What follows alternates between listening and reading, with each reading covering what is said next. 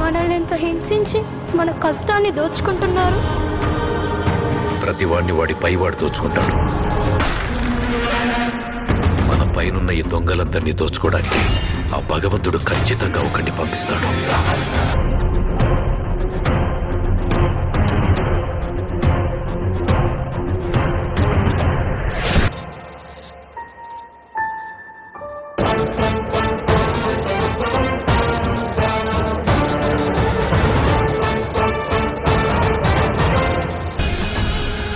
వాడొచ్చి దొంగ దొరలందరి లెక్కలు సరిచేస్తాడు.